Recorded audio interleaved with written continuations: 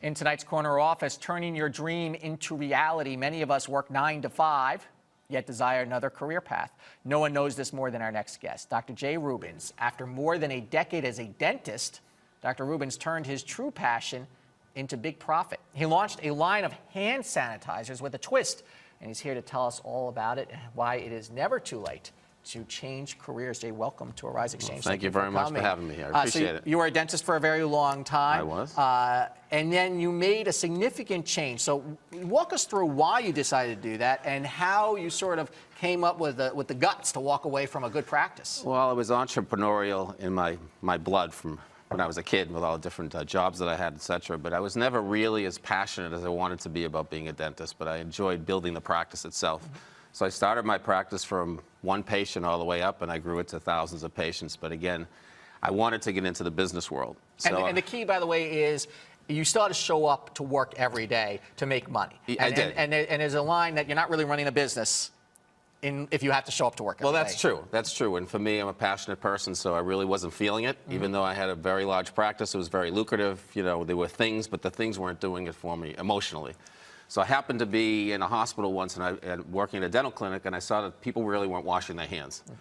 So I had an idea to make, because I studied behavioral modification, if people could have something that made it easy, simple, and fast, being touch-free. Now, touch-free wasn't invented at that time. I invented the first touch-free dispenser. Right. And that was to increase. Yes, to increase. Bring that up here. That's it. To increase. This is a version of it, but to increase hand-washing events. Mm-hmm. So that's how I started in that journey. And the more I thought about it, the more I was more consumed about building a business around this new invention than I was about the dentistry. Okay, so tell me how you got started with the idea of alcohol-free sanitizers, which is really key, by the way, because not everybody can use alcohol. Correct.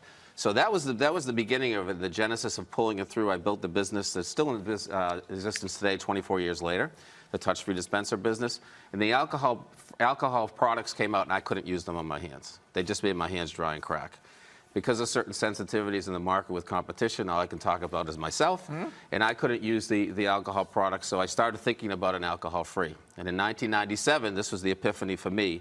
The CDC released the information from the AMA that basically people that were checking into hospitals weren't checking out, and they related to the lack of hand washing. 60,000 people had died in 1997 that checked in because of lack of hand washing. Of bacterial. Correct. Yeah. So that, for me, I became very emotional about making a change. I became emotional about having an alcohol-free product that went with my touch-free product, because that would make sure people increase their sanitizing events, and that's what the CDC wanted, to increase having people sanitize their hands as frequently throughout the day.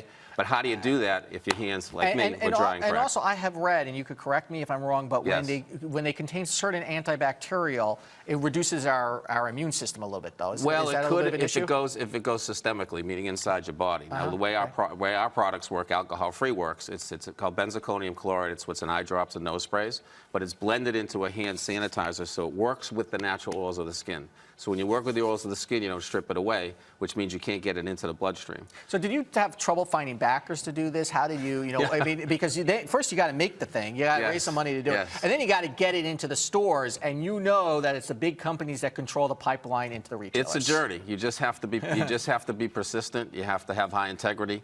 You just got to never give up. You knock on 1,000,000 doors. If you have to talk to 100 investors to get one, you do it. Mm-hmm. And we were fortunate I stuck with this. We started the company 2011.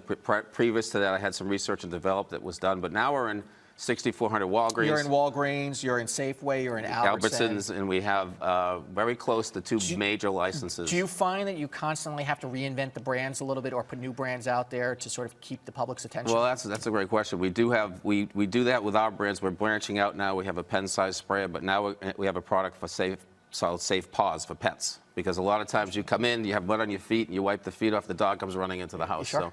So we're really expanding it to the family. So you can use this on animals, what you're saying? Well, yes. We're going to use it because that product, animals... And it's safe when they stick their paws into their mouth after? Yes. Well, what people don't know is in this size bottle of 2-ounce bottle of alcohol gel is the equivalent of 6 shots of vodka, or 140 proof. I want to ask you about the book, Breaking the Bounds of Traditional Success to Find Happiness. Tell me a little bit about it. Well, that's really about the story of looking within yourself and looking to see what do you want out of life, where do you want to go. And I could have settled with the fact, I say settled in the sense of the practice that I had, which was I built from the ground up.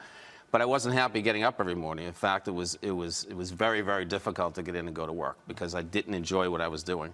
And I've loved every minute of this. I mean, every day I get up, it's not easy, but you can do it. Our message is, I want everyone to quit their job and to go out there and do what they want to do. And you're never too old to do it because you're only getting older. That's true. So if you want to do it, and you can do it. If you find your passion, I'm telling you, if you find it, never give up and keep on going. Jay Rubens, thank you so much. Thank you. Fascinating. I appreciate it. Come back soon. Thank you. Tomorrow on the Rise Exchange, the Fed begins its two-day open market committee meeting and expects another $10 billion cut.